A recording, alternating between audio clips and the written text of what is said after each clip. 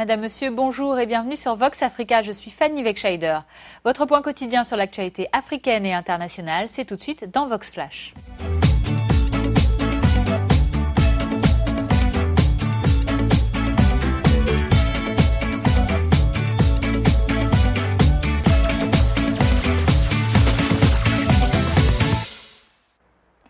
Ouvrons notre journal de ce lundi 8 février 2016 en Afrique de l'Ouest.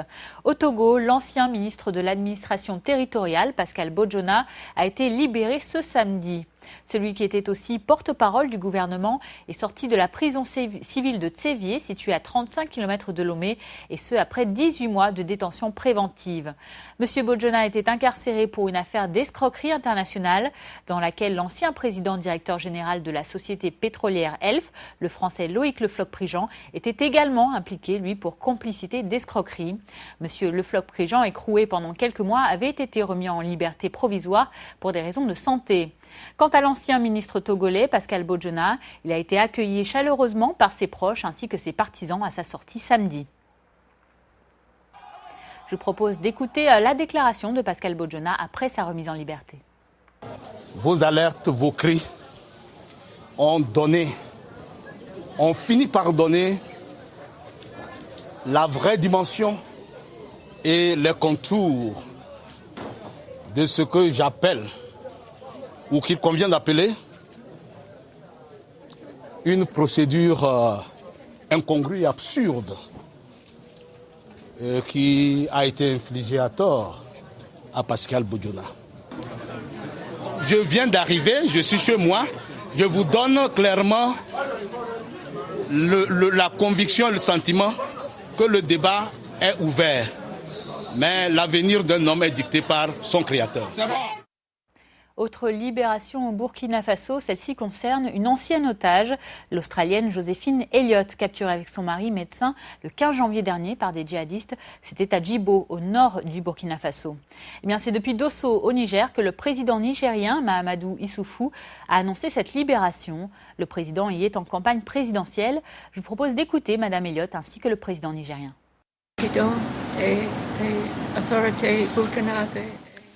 Je veux remercier tout le monde, les autorités burkinabées et nigériennes, pour leurs efforts. Je veux aussi remercier Dieu pour tout ce qu'il a fait pour nous. Ces efforts ont abouti à un premier résultat. Ceux qui ont enlevé le couple ont bien voulu accepter la libération de madame, qui est devant vous, qui est sur ma droite, Madame Joséphine Elliott, que je félicite très chaleureusement pour sa libération. Et j'espère aussi que la libération de son mari sera obtenue. Dans l'océan Indien, près de 200 personnes ont participé hier à une commémoration importante à Madagascar. Il y a 7 ans avait lieu un terrible massacre de manifestants dans la capitale, Antananarive. Le 7 janvier 2009 marque en effet la date la plus sanglante des événements de ce qui a été dénommé ensuite la Révolution orange. Ce jour-là, il est décidé sur la place de l'indépendance de Analekeli que les manifestants vont se rendre à Amboitso Rohitra pour installer Rohindefo Monja, érigé Premier ministre par Andry Rajoelina, à la tête de proue des manifestations. Lors de l'assaut des manifestants, des rafales de tirs de la garde présidentielle de Marc Ravalomanana, son rival, font disperser des manifestants et font plusieurs dizaines de blessés ainsi que de morts. Hier, 7 février 2016, une gerbe de fleurs a été déposée devant le lieu du drame. 7 ans après les faits, les deux partis campent toujours sur leur position, chacun rejetant vers l'autre la responsabilité de ce massacre. Pour la première fois, les deux anciens chefs d'État et principaux adversaires de cette crise de 2009 étaient présents à Antananarive pour la commémoration. À leur côté, les citoyens venus se recueillir étaient majoritairement des partisans du parti MAPAR d'Andry Rajoelina, président de la transition de 2009 à 2014. Écoutez ces témoignages d'un témoin ainsi que de politiques au sujet de la responsabilité de cette tuerie. Étant un ex-militaire, je peux dire qu'avant de tirer, les militaires auraient dû faire une sommation, soit prévenir les manifestants qu'ils allaient ouvrir le feu. Ce jour-là, j'étais agent de sécurité. Nous avions le dos tourné pour protéger la foule et on a directement reçu les rafales de tir. Les gens derrière moi s'écroulaient sous les balles et moi, je m'étais caché sous les cadavres. Je ne me suis jamais dérobé de ma responsabilité. Mais le problème, c'est que l'on n'ose pas dire la vérité, effectivement, sur la responsabilité respective de chacun sur cette affaire-là. Il appartient aux entités investies du pouvoir de déterminer qu'est-ce que c'est la responsabilité. Moi, aujourd'hui, je pourrais nullement, de toute façon, je me garde de dire quoi que ce soit en ce qui concerne la responsabilité, mais une chose, il y a un fait constant, c'est qu'il y a eu des martyrs qui sont tombés sous les balles de la dictature. Au nord du continent, l'Algérie vient d'adopter la réforme de sa constitution. Hier, le Parlement a adopté un projet de révision de cette loi fondamentale qui prévoit à terme la fin de la présidence d'Abdelaziz Bouteflika ainsi que le rétablissement de la limitation à 2 du nombre de mandats présidentiels. Le président de l'Assemblée nationale algérienne a annoncé l'adoption de cette révision de la constitution par 499 parlementaires. 2 ont voté contre et 16 se sont abstenus. Un résultat applaudi en tout cas par l'Assemblée. Quant au Premier ministre algérien Abdelmalek Sellal, eh bien, il a salué, je cite, le grand support de son Excellence le président Abdelaziz Bouteflika pour réviser cette constitution, un moment historique dans l'écoute de la voix du peuple, selon M. Sellal.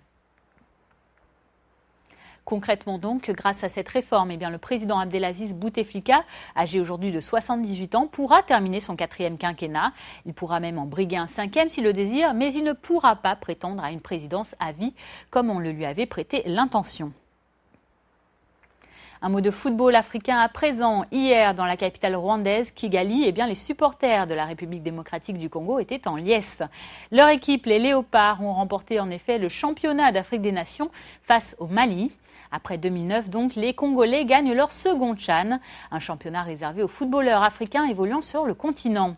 Sur un score de 3-0. C'est sous une pluie battante et dans un stade plein à craquer que la République démocratique du Congo a ouvert le score à la 29e minute sur un but de l'ailier gauche Elia Meshak. Meshak qui a réussi un doublé à la 62e minute sur une passe en profondeur de Yannick Bengala. Enfin, à la 79e minute, le défenseur Joyce Lomalissa termine le travail avec une passe à l'attaquant Jonathan Bolingui qui marque d'une frappe à ras de terre en trompant le gardien. Un peu plus tôt dans l'après-midi, la Côte d'Ivoire battait elle la Guinée dans la petite finale. Les éléphants remportent donc la 3e place du championnat d'Afrique des Nations sur un score de 2-1. Côté léopard, eh bien, on a célébré jusqu'à tard dans la soirée la victoire de leur champion chez les supporters. Écoutez certains d'entre eux. Je suis très ravie. Cette coupe, nous l'avons méritée. Nous avons bien travaillé pour mériter ça.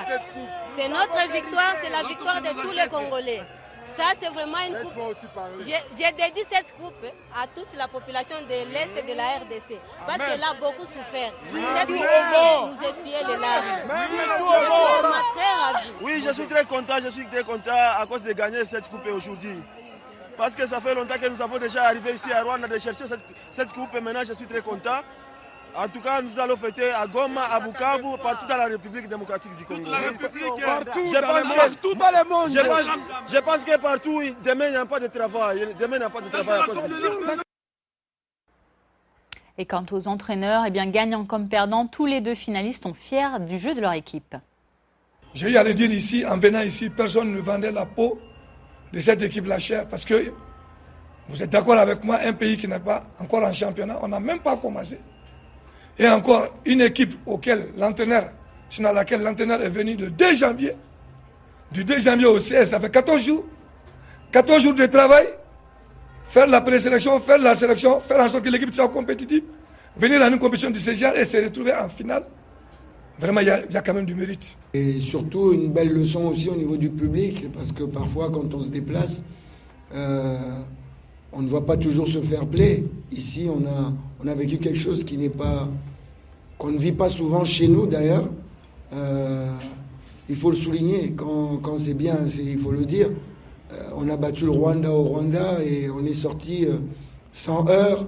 Au contraire, on a été applaudis et ils nous ont soutenus.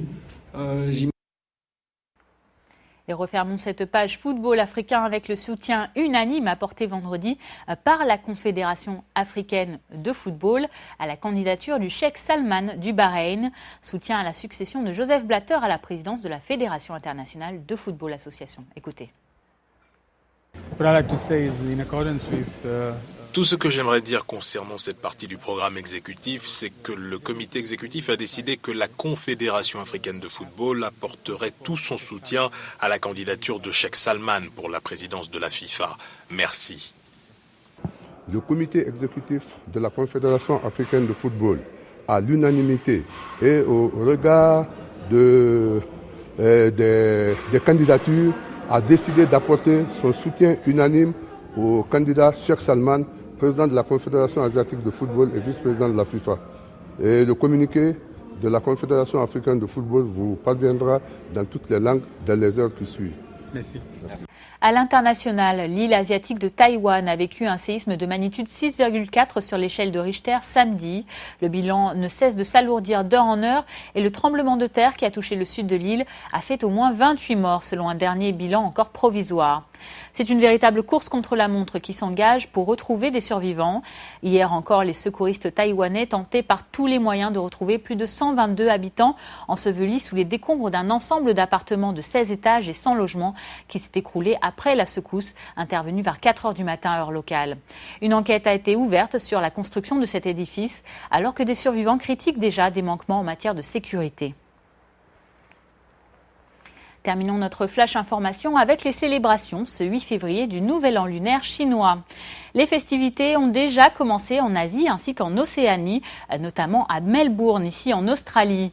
Une cérémonie traditionnelle a eu lieu dans un quartier chinois de la ville qui accueille une très forte communauté chinoise, surtout des étudiants. La célébration a été marquée par un discours du maire de Melbourne, ainsi que des danses traditionnelles, ainsi que des musiques. Ce nouvel an chinois marque l'entrée dans l'année du singe. Elle a également été fêtée à New York, aux États-Unis, ou encore à Sydney, en Australie, et dans bien sûr toute l'Asie. L'année du singe, cette année, symbolise l'instabilité. Le singe bouscule et renverse tout. Il est capable d'apporter le meilleur comme le pire, mais il reste surtout un synonyme de créativité, d'invention et d'audace.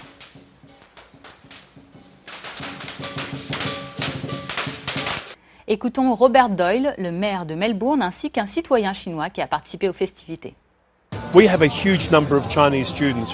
Nous avons un très grand nombre d'étudiants chinois ici à Melbourne et je pense que de temps en temps le pays leur manque. Donc une grande fête comme celle-là pour le Nouvel An chinois permet aux étudiants étrangers de se sentir un peu plus chez eux. Une des principales différences entre ici et la Chine, c'est que ici, on ne peut pas faire exploser les pétards dans la rue. C'est très rare ici. En Chine, les gens font ça eux-mêmes et on se retrouve en famille.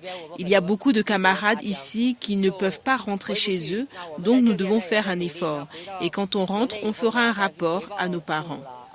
Bon Nouvel An chinois à tous. C'est la fin de ce Vox Flash du lundi 8 février. Merci de l'avoir suivi. Je vous retrouverai avec grand plaisir demain mardi pour votre point quotidien sur l'actualité. D'ici là, passez une très bonne journée et surtout une bonne suite de programmes sur Vox Africa.